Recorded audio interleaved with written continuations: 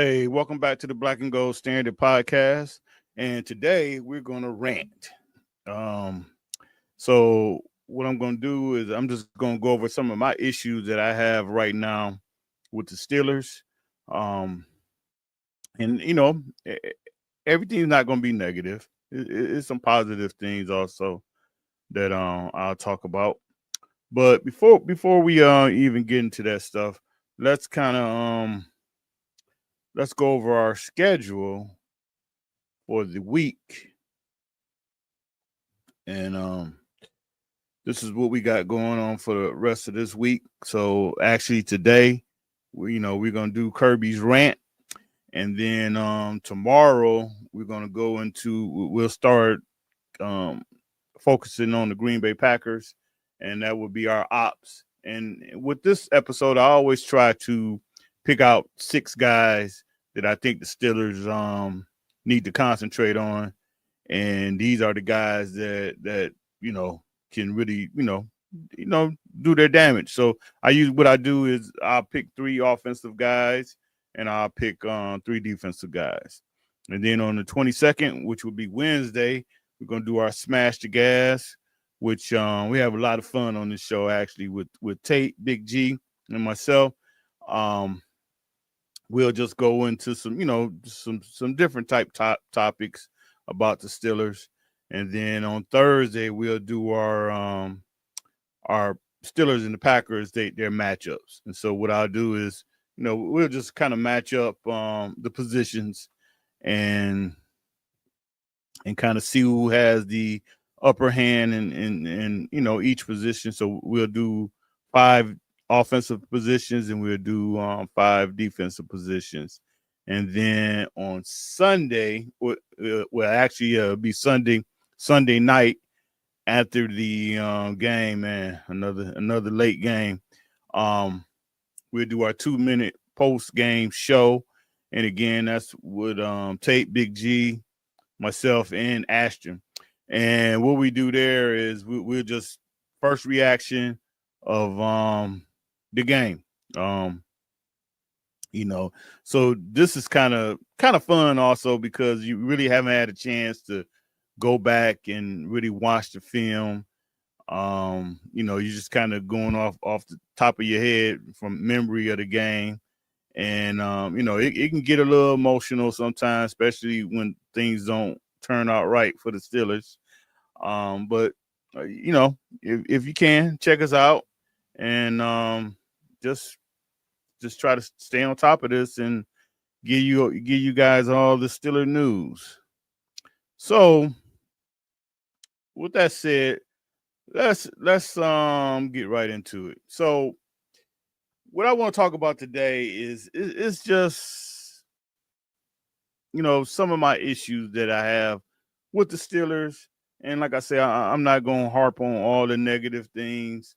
It is what it is. And as far as that Thursday night game, that's really done and over with. But I just wanted to say some things about that. And then we're moving on. And honestly, when I did my predictions at the beginning of the season, this was really a game that I had the Steelers losing. Obviously, I had them losing to Joe Burrow. So my opinion had kind of changed on the game just for the fact that, Burrow was out.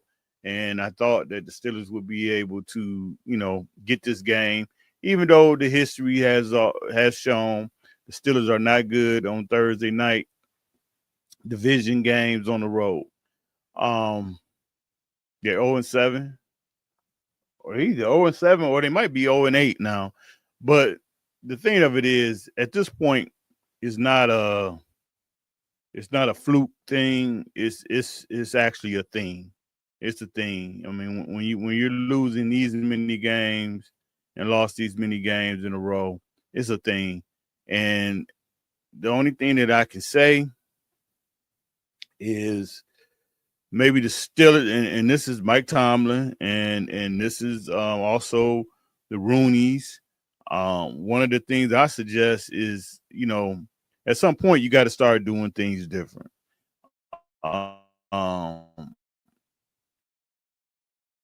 do you? I mean, especially with this older team. Like I say, and I've always been on record as saying I don't like Thursday road games. I just think it's really a disadvantage for the road team, just for the fact that quick turnaround. So you're playing Sunday, especially if you're playing Sunday and you had a road game. So you play Sunday, you got to fly back. Sunday night, get back. You're gonna get back probably late Sunday. Um, then you got to come right back in. I don't know. Some teams probably do. Some teams probably don't. Just probably depends on how the game go. You probably don't even review that film. You have to go straight into. Um, you have to go straight into to game planning for that Thursday game. So probably more than likely teams probably split it.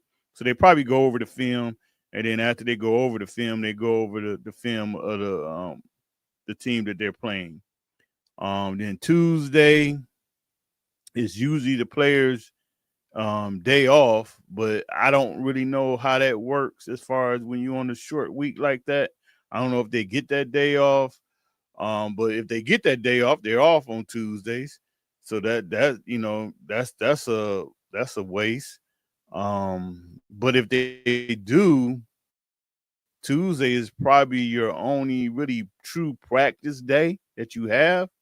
Then Wednesday, if you're the road team, you probably get to do a quick walkthrough on Wednesday. Then you got to hop on the plane and fly to wherever you're playing, and then obviously Thursday is the game. So it's a quick turnaround, and especially if you have an older team. Um, that's probably not a good recipe of success. So one of the things I say, and granted, with the Roonies, who knows will they do this or not?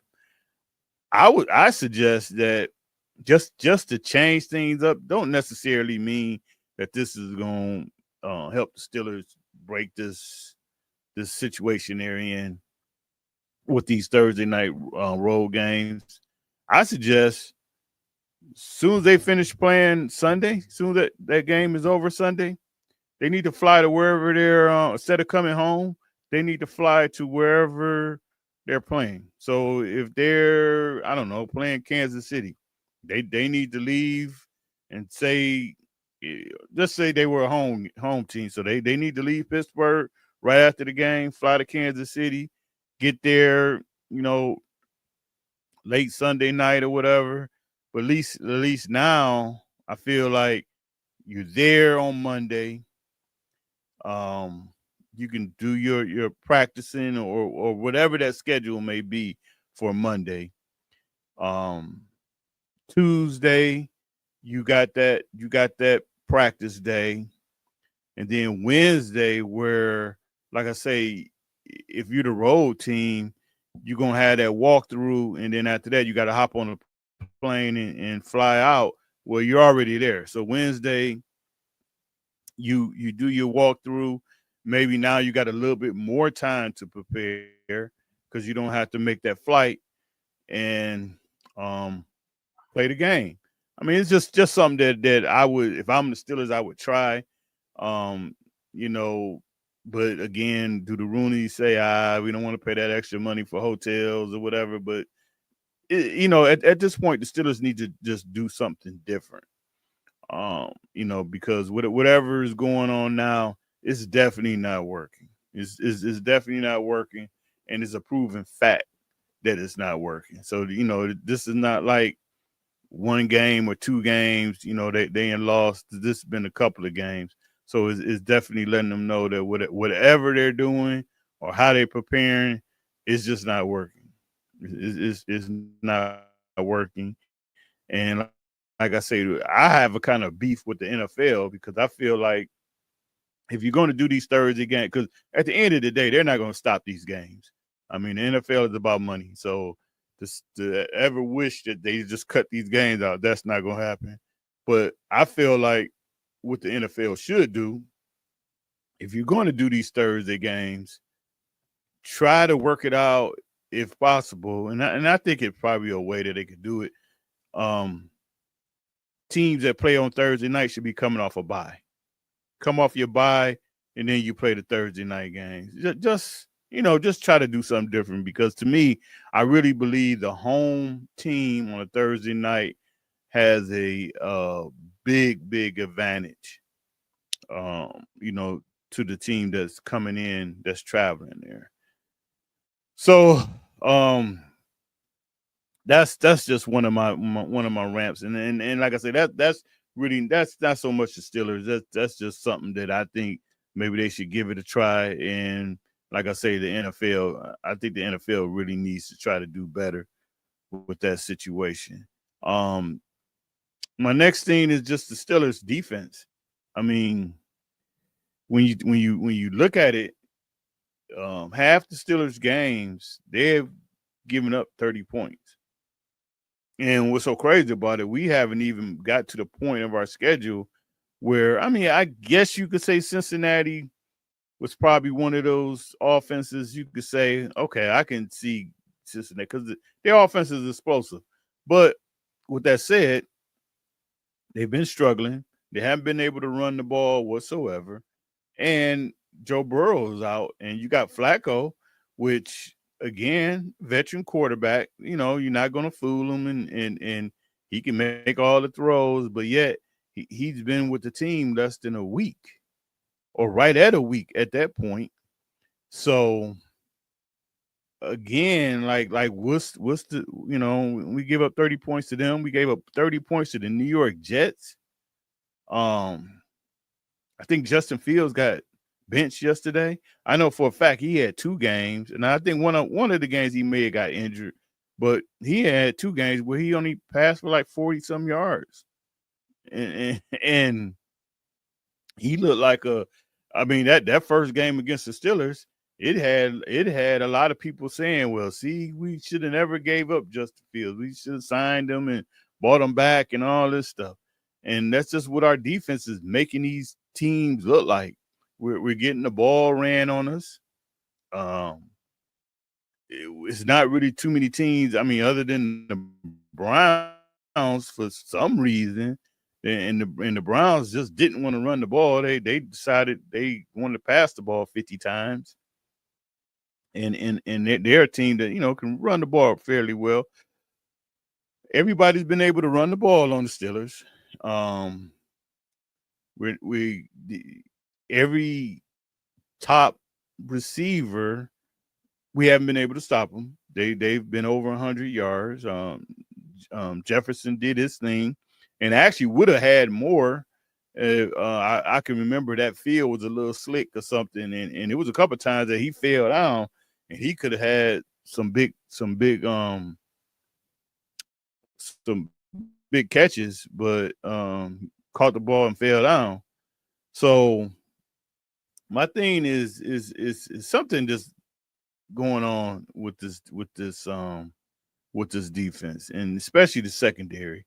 I mean, we brought in all these guys. I hate to say, I think Slay might be, he's pretty much done. And when I say done, he can't at this point, you can't match him one-on-one with anybody. He's not going to win that matchup. That's I mean, he's strictly a zone type of corner at this point. It's kind of disheartening that Jody Porter is not, at this point, Porter should be the guy that's covering Jamar Chase one-on-one.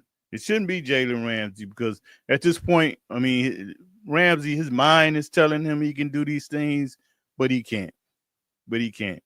Now, he's in the way they have been using him, kind of lining them up all over the place and sending them on blitz. That stuff he can do.